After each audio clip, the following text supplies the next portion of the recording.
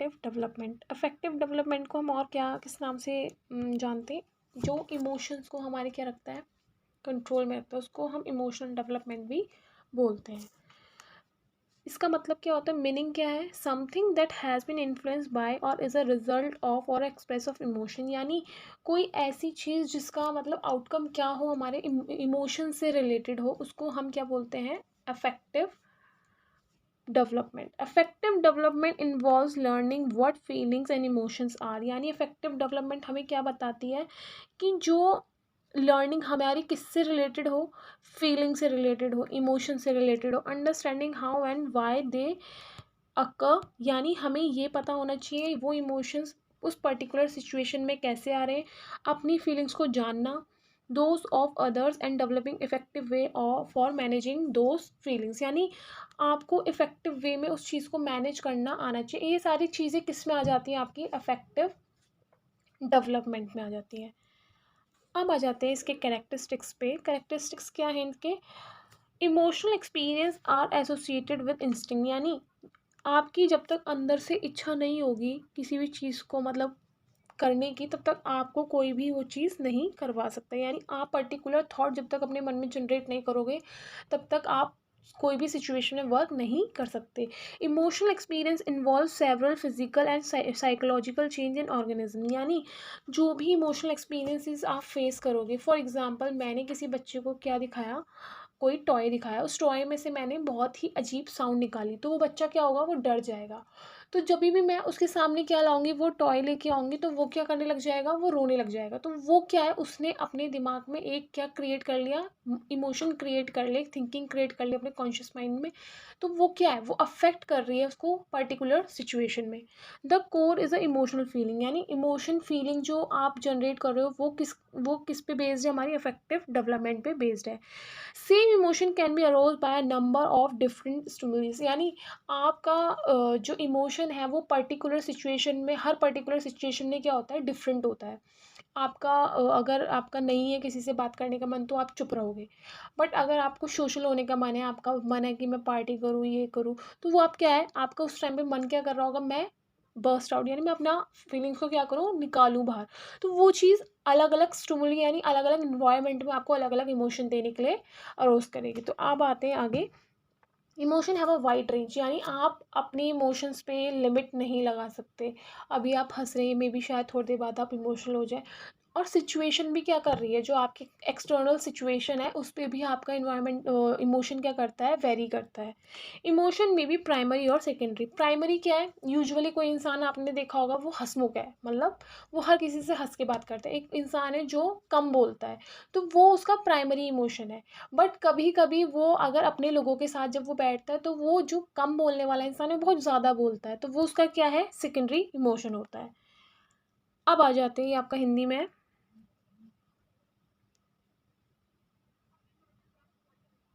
अब theory related to affective development. Affective development पे हमारे दो जो सिलेबस में है वो है एरिक्सन और एक है हमारे कोलबर्ग। यानी एरिक्सन ने अपनी थ्योरी दी है साइको सोशल थ्योरी, यानी साइको सोशल थ्योरी क्या है, साइको मीन्स इंडिविजुअल और सोशल मीन्स सोसाइटल इन्फ्लुएंस, यानी जो आप सोसाइटी के इन्वायरमेंट में रह के अपने इमोशंस में चेंज लाते हो, जो इमोशंस में आपकी चीज़ों में क्या होता है, इन्फ्लुएंस होता है, वो आपका आता है साइको सोशल।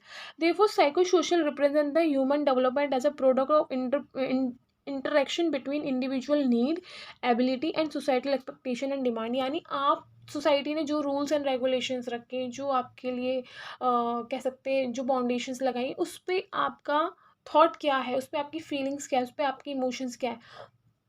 फॉर एग्जाम्पल किसी ने बोला कि जैसे आप बड़े होते हो तो सब बोलते हैं अपना काम ज़्यादातर आपको राइट हैंड से करना चाहिए, तो वो आपके थॉट में चला गया, वो आपके इंस्टिंक्ट में चला गया, कॉन्शियस माइंड में चला गया कि आप खाना भी राइट हैंड से खाओगे, हर चीज़ आप अधिकतर राइट हैंड से करोगे। तो वो क्या है, वो एक थॉट क्रिएट आपके दिमाग में क्या हो गया, क्रिएट हो चुका है। अब आ जाते हैं इनके एरिक्सन की थ्योरी पे। एरिक्सन ने अपनी थ्योरी को कितने स्टेजेस में डिवाइड किया है, 8 स्टेजेस में। एक है इन्फेंसी, फिर है अर्ली चाइल्डहुड, फिर है प्री स्कूल, फिर है मिडिल चाइल्डहुड, फिर एडोलसेंस, फिर है यंग अडल्टहुड, यानी इसको हम क्या बोल सकते हैं, अर्ली अडल्टहुड भी बोल सकते हैं, फिर है अडल्टहुड, फिर है ओल्ड एज। अब इससे रिलेटेड आपका चार्ट नीचे है। फिर आ जाते हैं क्या, कोलबर्ग की थ्योरी। कोलबर्ग की थ्योरी है हमारी मोरल डेवलपमेंट के ऊपर। मोरल डेवलपमेंट क्या होता है, व्हाट इज़ मोरल डेवलपमेंट, कि आपको ये पता हो क्या सही है और क्या गलत है। जब आप उस चीज़ में डिस्टिंग्विश करना सीख जाते हो तो उसको हम क्या बोलते हैं, moral development. Morality refers to the set of principle that helps the individual to distinguish right from wrong and to act on this distinction। यानी आपको ऐसी सिचुएशन में किस तरीके से एक्ट करना चाहिए, ये किसके अंदर आता है, आपकी मोरालिटी के अंदर। Morality principle guide how people should treat one another. यानी मोरालिटी और क्या है कि आप दूसरे इंसान को किस वे में ट्रीट कर रहे हो, with respect to justice other rights and welfare. यानी आप किसी के वेलफेयर को या फिर किसी की उसको हार्म तो नहीं कर रहे हो, हैम्पर तो नहीं कर रहे हो। तो वो सारी चीज़ें किस में आ जाती हैं, आपकी मोरालिटी में आ जाती है। यानी आप हर चीज़ से अबव क्या रखते हो, ह्यूमैनिटी को रखते हो, ठीक है। अब इन्होंने अपनी स्टेजेस कितने पार्ट्स में डिवाइड करी हैं, 3 पार्ट्स में 3 लेवल दिए इन्होंने। फर्स्ट लेवल में इन्होंने दिया प्री कन्वेंशनल, यानी प्री कन्वेंशनल में भी इन्होंने 2 अपनी स्टेजेस डाली हैं। वो है आपकी फर्स्ट पनिशमेंट एंड ओबीडेंस, सेकेंड डाली इंडिविजुअलिज्म एंड एक्सचेंज। फिर सेकेंड लेवल है आपका जो कि उसमें 2 स्टेजेस फिर हैं आपकी, good interpersonal relationship, authority and social order. And third level है आपका, इसमें भी आपके 2 स्टेजेस हैं, social contact and legalistic orientation and universal ethical principles orientation. तो ये क्या था आपका एरिक्सन की और कोलबर्ग की थ्योरी का, मैंने आपको दिया था डेमो। अब मैं आपको एक्सप्लेन करती हूँ वन बाय वन, जैसे कि मैं ये चार्ट से एक्सप्लेन करूँगी ताकि आप लोगों को समझ में ज़्यादा आए। जैसे फर्स्ट इन्होंने क्या करा था, इन्होंने कितनी स्टेजेस दी थी, अपनी 8 स्टेजेस दी थी एरिक्सन ने। तो पहली स्टेज आ जाती है आपकी इन्फेंसी। इन्फेंसी स्टेज में आपकी जो सिचुएशन जो क्रिएट होती है वो क्रिएट होती है ट्रस्ट वर्सेस मिसट्रस्ट, और इसकी स्ट्रेंथ क्या निकल के आती है, होप। और इसमें जो इन्फ्लुएंस कर रहा होता है पार्ट, वो कौन सा होता है, मैटरनल, यानी मदर। यानी एक बच्चा है जो आपका इन्फेंसी एज में है, मतलब 1 साल का है, तो वहाँ पे आपको क्या लगता है बच्चे के थॉट क्या होगा कि मेरे को अगर कोई पेरेंट्स अच्छे लविंग वाले मिलेंगे तो उसको अपने पेरेंट्स पे, आपने देखा है ना बच्चा हर किसी के पास नहीं जाके, जिसको वो जानता है सिर्फ उसी के पास जाता है, नहीं तो वो दूसरे के पास जब जाता है वो क्या करने लग जाता है, रोने लग जाता है। तो वो स्टेज क्या है, वो स्टेज है आपकी जब बच्चा ट्रस्ट और मिसट्रस्ट में क्या कर रहा होता है, अपना डेवलपमेंट कर रहा होता है। तो जब उसको अपनी मदर से अफेक्शन हो जाएगा, उसे दिखेगा कि मेरी मदर भी उतना ही प्यार करे, तो अपनी मदर पे क्या होने लग जाएगा, उसको ट्रस्ट होने लग जाएगा। बट वहीं अगर उसकी मदर उसको प्यार नहीं कर रही है, उसको ट्रीट नहीं कर रही है अच्छे से, तो वहाँ पे उसका क्या डेवलप हो जाएगा, मिसट्रस्ट डेवलप होने लग जाएगा। तो ये क्या है, ये एक इमोशन है। फिर सेकेंड स्टेज है आपकी 2 से 3 साल की, इसमें अर्ली चाइल्डहुड है, इसमें ऑटोनॉमी वर्सेस शेम। यानी ये कैसा है, ये बच्चे में, इसमें इस वाले में इसमें जो बच्चा है वो टॉयलेट ट्रेनिंग सीख रहा होता है। टॉयलेट ट्रेनिंग क्या है कि बच्चा अगर खुद से वो चीज़ें कर पा रहा है तो उसके अंदर कैसे इमोशंस डेवलप हो जाएंगे, ऑटोनॉमी, यानी सेल्फ इंडिपेंडेंट हो जाएगा वो। बट अगर वो चीज़ें अपने आप नहीं कर पा रहा है, उस चीज़ में वो फेल हो रहा है बार बार, तो उसके अंदर कौन से इमोशन डेवलप होने लग जाएंगे, शेम के। अब आ जाता है आपका 4 से 5 ईयर्स में कौन सा होता है आपका प्री स्कूल, मतलब आप स्कूल जाने लग जाते हो। अब इनिशिएटिव वर्सेस गिल्ट, यानी ये क्या है, ये रिप्रेजेंट करता है कि आप जब क्या कर रहे हो, कि जब आप जाते हो वहाँ पे कौन कौन सी चीज़ें आपको इन्फ्लुएंस होती हैं, तो वो पर्पस है वहाँ पे आपका, ठीक है। तो पर्पस में क्या है कि आपके पेरेंट्स भी इन्वॉल्व होते हैं, आपकी फैमिली भी इन्वॉल्व होती है, आपके फ्रेंड्स भी इन्वॉल्व होते हैं। तो वहाँ पे क्या है, इनिशिएटिव अगर इन तीनों का मिल रहा है आपको, तो आपके अंदर इनिशिएटिव वाली फीलिंग्स आ जाएगी, आप लैक नहीं कर रहे हो किसी चीज़ में, आप अच्छे से लोगों को देख के सीख रहे हो, वो फीलिंग आपकी इनिशिएटिव में आ जाएगी। बट गिल्ट क्या है कि आप वो चीज़ें सीख नहीं पा रहे हो, आप क्या कर रहे हो, बैक कर रहे हो उन चीज़ों में, फेल हो रहे हो बार बार, तो वो गिल्ट में आपका कन्वर्ट हो जाता है। फिर आता है आपका 6 से 11 ईयर्स का मिडिल चाइल्डहुड। इसमें क्या होता है, इंडस्ट्री वर्सेस इन्फ्योरिटी, यानी जब आप स्कूल में जाने लग जाते हो, 6 साल के हो जाते हो, 7 साल के, तो आपके फ्रेंड्स बनने लग जाते हैं। जब आपके फ्रेंड्स बनने लग जाएंगे तो आपकी कंपनी क्रिएट हो जाएगी, खुद की मतलब आस पास के जो बच्चे हैं उनसे आपकी फ्रेंडशिप होने लग जाएगी, तो आपकी इंडस्ट्री क्रिएट हो जाती है। बट अगर आपसे किसी की फ्रेंडशिप नहीं होगी तो आपके अंदर कैसी फीलिंग डेवलप होने लग जाएगी, इन्फीरियरिटी कॉम्प्लेक्स आने लग जाएगा कि मेरे से कोई दोस्ती नहीं करता। तो ये क्या है, ये स्कूल में इसका जो इन्फ्लुएंस होता है वो स्कूल से होता है। अब आ जाते हैं 12 से 18 साल में। इसमें क्या होता है, बच्चा एडोलसेंस में पहुंच जाता है और यहाँ पे वो क्या फाइंड कर रहा होता है, अपनी आइडेंटिटी फाइंड कर रहा होता है। यानी कि मतलब मैं कैसे दिखता हूँ या मैं कैसे बिहेव करूँ, तो वहाँ पे क्या अपनी खुद की आइडेंटिटी पे वो क्या कर रहे होते हैं, गौर कर रहे होते हैं। तो इसमें क्या होता है, आपकी जो पीयर्स होते हैं, आस-पास के लोग होते हैं, वो उनसे आप इन्फ्लुएंस होते हो, ठीक है? अब आ जाते हैं यंग एडल्टहुड, यानी यंग एडल्टहुड क्या है, इंटीमेसी एंड आइसोलेशन। यानी अगर आपके फ्रेंड अगर अच्छे बन गए, अगर आपके दोस्त वगैरह अच्छे हैं, तो आप अफेक्शन में पड़ जाते हो, क्योंकि ये आपकी क्या होती है, एज ऐसी होती है। तो इसमें क्या होता है, अगर आपको अच्छे से आपकी फैमिली सेटल हो गई, सब चीज़ हो गई, तो आप क्या हो जाओगे, वेल सेटल हो जाओगे। बट वहीं अगर आपकी फैमिली सेटल नहीं है, आपकी शादी नहीं हुई है, आपकी जॉब नहीं है, तो आपके अंदर क्या हो जाएगी, डिप्रेस वाली फीलिंग जनरेट हो जाएगी और आप आइसोलेशन में चले जाओगे, आप किसी से कांटेक्ट नहीं रखोगे, कम बोलोगे, तो वो चीज़ होने लग जाती है। अब आता है आपका 35 से 65, ये कौन से होता है आपका, ये मिडिल एज होती है, यानी एडल्टहुड वाली एज होती है। इसमें क्या होता है आपका जनरेविटी और वर्सेस स्टैग्नेशन। यानी ये क्या है कि इस स्टेज में आपको आपको क्या लगता है, इस स्टेज में क्या होगा, इस स्टेज में क्या होता है, आपको अपनी फैमिली के लिए, अपनी सोसाइटी के लिए एक ऐसी फीलिंग जनरेट होने लग जाती है, लव वाली, केयर वाली, आप लोगों की मदद करना चाहोगे। तो वो सारी फीलिंग्स क्या है, अगर आप में आपकी जॉब अच्छी थी, आपकी रिटायरमेंट भी अच्छी हुई है, सब चीज़ आपकी वेल सेटल्ड थी, आपके अंदर एक जनरेविटी आ जाएगी। बट अगर वहीं एक चीज़ है कि आपने वो चीज़ें नहीं कमाई हैं, आप बहुत ज़्यादा स्ट्रगल कर रहे थे लाइफ में, तो आप एक ऐसी स्टेज पे आके रुक जाओगे जहाँ पे आपकी कोई फैमिली नहीं है। आप आ आप कह सकते हैं आपका क्वालिटी टाइम स्पेंड नहीं कर सकते आगे चल के, तो वहाँ पे आपके स्टैग्नेशन आ जाएगी, मतलब रुकावट, कि आप सोचोगे एक रुकी हुई लाइफ है मेरी।